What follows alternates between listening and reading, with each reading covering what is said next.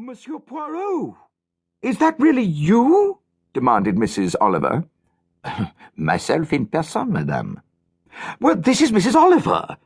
I don't know if you'll remember me, But of course I remember you, madame. Who could forget you? Well, people do sometimes, said Mrs. Oliver. Well, quite often, in fact. I don't think that I've got a very distinctive personality, or perhaps it's because I'm always doing different things to my hair, but all that's neither here nor there. Now, I hope I'm not interrupting you when you're frightfully busy. Oh, no, you do not derange me in the least. Oh, good gracious, I'm sure I don't want to drive you out of your mind, but the fact is, I need you. Need me? Yes, at once. Can you take an aeroplane? I do not take aeroplanes. They make me sick. Oh, they do me too. Anyway, look, I don't suppose it would be any quicker than the train, really, because I think the only airport near here is Exeter, which is miles away. So come by train. 12 o'clock from Paddington to Nascombe. You can do it nicely. You've got 3/4 of an hour if my watch is right, though it isn't usually. But where are you, madame? And what is all this about? Nass House, Nascombe. A car or taxi will meet you at the station at Nascombe. But why do you need me? What is all this about? Poirot repeated frantically. Telephones are in such awkward places, said Mrs. Oliver. This one's in the hall. People passing through and talking. I can't really hear. But I'm expecting you. Everybody will be so thrilled. Goodbye. There was a sharp click as the receiver was replaced.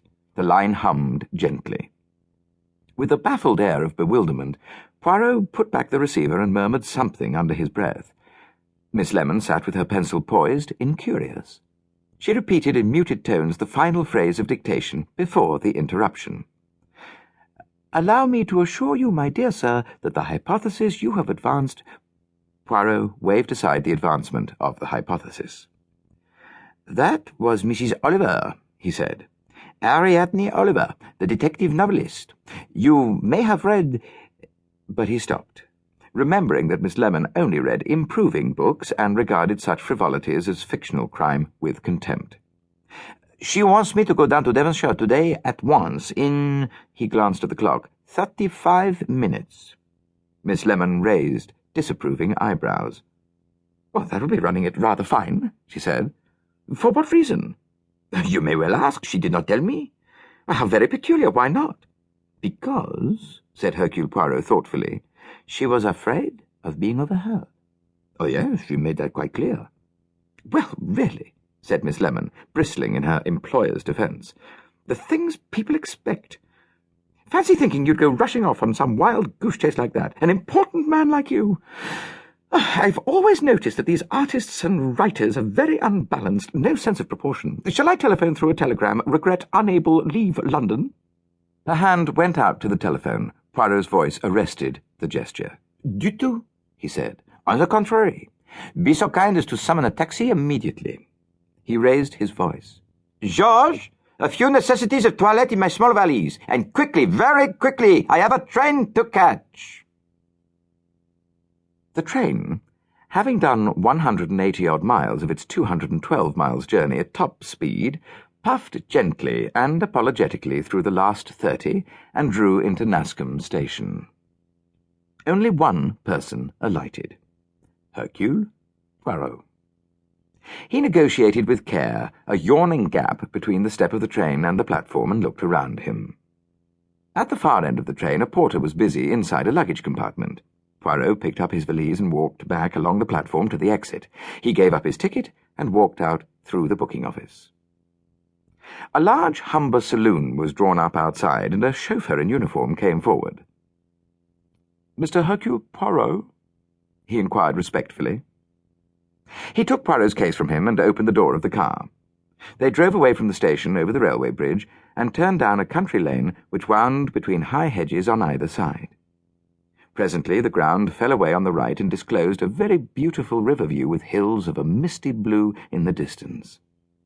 The chauffeur drew into the hedge and stopped. "The river helm, sir," he said, "with Dartmoor in the distance." It was clear that admiration was necessary. Poirot made the necessary noises, murmuring, "Oh, magnifique," several times. Actually, nature appealed to him very little. A well-cultivated, neatly arranged kitchen garden was far more likely to bring a murmur of admiration to Poirot's lips. Two girls passed the car, toiling slowly up the hill. They were carrying heavy rucksacks on their backs and wore shorts, with bright-coloured scarves tied over their heads. "There is a youth hostel next door to us, sir," explained the chauffeur, who had clearly constituted himself Poirot's guide to Devon. "Houdown Park. Mr. Fletcher's place it used to be. The Youth Hostel Association bought it, and it's fairly crammed in summer-time. Take in over 100 a night, they do. They're not allowed to stay longer than a couple of nights. Then they've got to move on. Both sexes, and mostly foreigners." Poirot nodded absently. He was reflecting, not for the first time, that seen from the back, shorts